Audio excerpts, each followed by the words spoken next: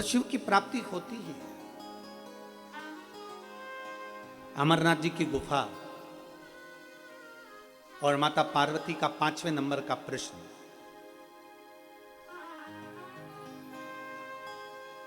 चार प्रश्न तो माता पार्वती जी कर चुकी हैं देवादिदेव महादेव से, पर अमरनाथ जी की गुफा में जब माता पार्वती जी ने 5वां प्रश्न किया और पंचम प्रश्न 5वां प्रश्न माता पार्वती का शिव जी से था, भगवान शंकर से था। 5वां प्रश्न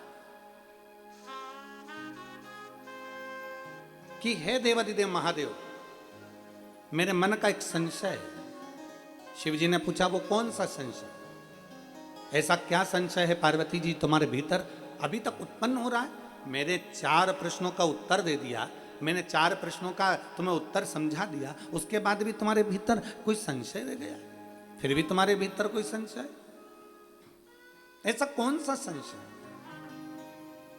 पार्वती जी ने कहा प्रभु एक बार का संशय मेरे मन में अभी तक है।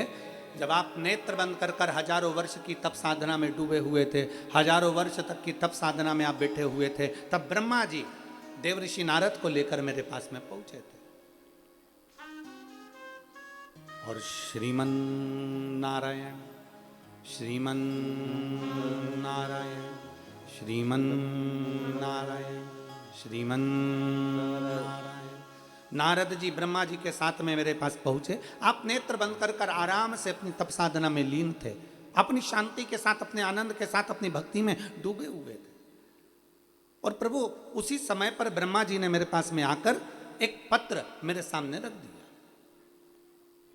ब्रह्मा जी ने एक पत्र मेरे सम्मुख में रखा और ब्रह्मा जी ने जब पत्र मेरे सामने रखा, उस पत्र को मैंने जब देखा तो उसमें ब्रह्मा जी ने लिखा था कि मैं अब ब्रह्मा का पद छोड़ रहा हूं, मैं ब्रह्मा का पद छोड़ रहा हूं।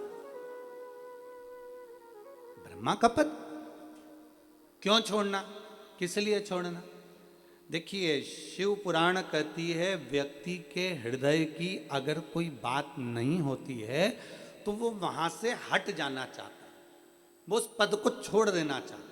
पर शिव महापुराण कहती है कि अगर एक कुएं से पानी निकल नहीं रहा तो दूसरा कुआं मत खोदो, उसी कुएं को और गहरा करिए, उसी कुएं को और गहरा करो, उसी कुएं में और जाइए और गहरा करने का प्रयास करिए। आप जितना गहरा करते जाओगे करते जाओगे करते जाओगे, एक ना एक दिन उस कुएं में जल जरूर प्राप्त होगा। पर दुनिया की रीति है, अगर हमारा काम यहाँ से नहीं बना तो हम इसको छोड़ देंगे, अगले में चले जाएंगे, अगले में काम नहीं बना फिर तीसरे में चले जाएंगे, तीसरे से काम नहीं बना चौथे में चले जाएंगे ना।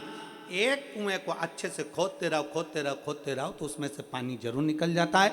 मालूम पड़ा थोड़ा इधर खोदा 25-50 फीट, उधर भी पानी नहीं निकला, 50 फीट दूसरी जगह खोद लिया, उधर भी पानी नहीं निकला, तीसरी जगह खोद लिया, वहां भी पानी नहीं निकला। ऐसा ब्रह्म में पढ़ते पढ़ते पढ़ते पढ़ते हमने अपना समय बर्बाद कर दिया। इसलिए शास्त्र कहता है एक साधे सब सधे और सब साधे बिसराए। इसलिए शास्त्र कहती है एक को साध लो। शंकर की आराधना में लगे हो तो इतनी शिव की आराधना कर लेना, इतनी शिव की आराधना कर लेना जैसे कड़प ने करी थी। कड़प कभी शंकर के मंदिर नहीं गया था, कड़प कभी शिव को नहीं जानता था, उसने तो केवल एक पंडित जी को भगवान शिव की पूजन करते हुए जंगल में देख लिया था और उसके पास में जल चढ़ाने के लिए लोटा नहीं था, उसने मुंह में तालाब का पानी भर लिया था। उसके पास भोग लगाने के लिए प्रसाद नहीं था, एक जीव को मारकर उसका मांस उठाकर लेकर गया था। उसके पास में चढ़ाने के लिए कोई पत्ती, कोई फूल, कोई बेलपत्र नहीं थी, उसने वृक्ष की पत्तियों को तोड़कर भगवान शंकर के पास लेकर गया था। केवल उसकी विश्वास, उसकी श्रद्धा, उसकी भक्ति इतनी प्रबल थी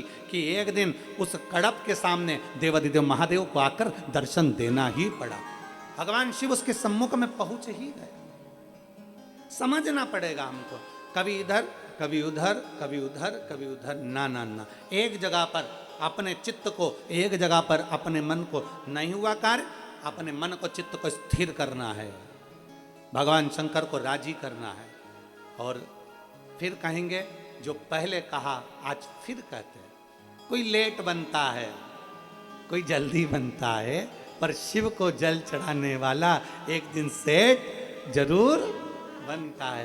हर हर महादेव। शिव तत्व है ही ऐसा। आप उस अविरल भक्ति को धारण करिए, आप उस अविरल भक्ति को अपने भीतर उतारिए। देखा देखी में नहीं, शिव तत्व को अपने दिल से, देखा देखी में तो काम बिगड़ जाता है।